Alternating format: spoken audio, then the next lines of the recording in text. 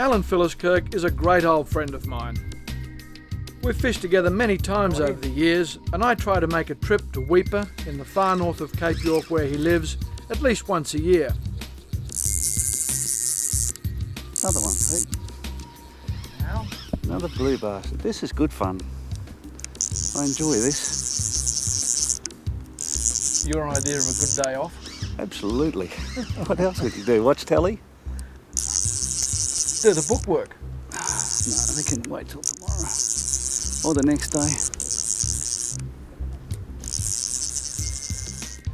He tracked the fly there for a little while and took one nip at it and I missed him.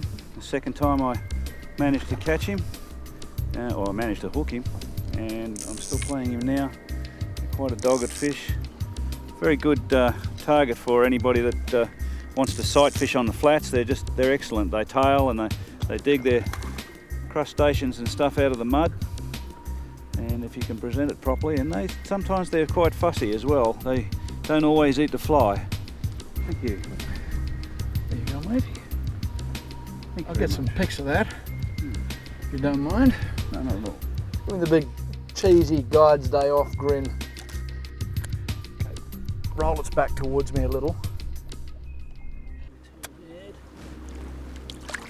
Beautiful. He's away. Happy as Larry.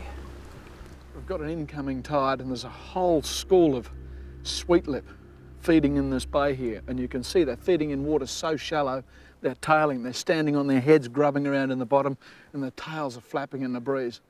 This is the kind of thing that really gets a fly fisherman going. I can tell you my knees are knocking together. We've got big ones in the shallows here, and there's a whole school of smaller ones working out slightly wider. Very tricky fish. Got to get your fly in close, let it sink to the bottom. They'll really only eat the fly on the bottom. Slow strip coming away from them and you'll see them turn, chase the fly, follow it, stop the fly. It can be a real stop-start affair. You've got to almost tease them into eating the fly. Sometimes they'll charge it and just grab it, but very often you've got to tease them into eating it. Look at this tailing fish here, fantastic.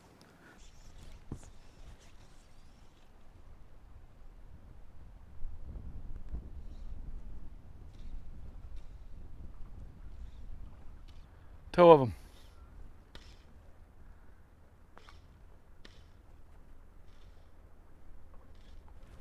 Yep.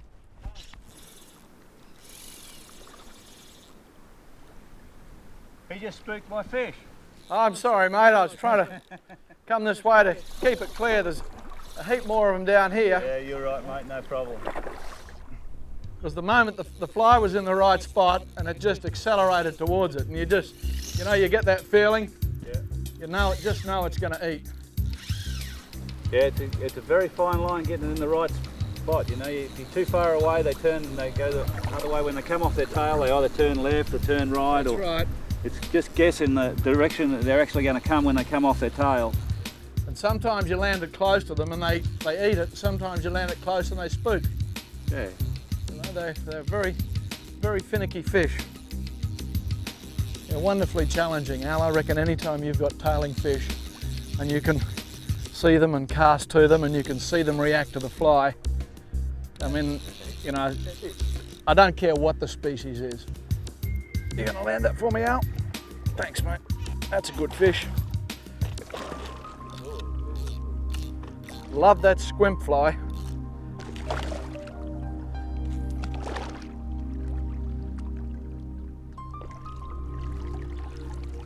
Nice one, thanks, mate. Yeah, that's definitely the painted sweetlip. See by the yellow bands around the eyes there. How deep is that fly? There it is.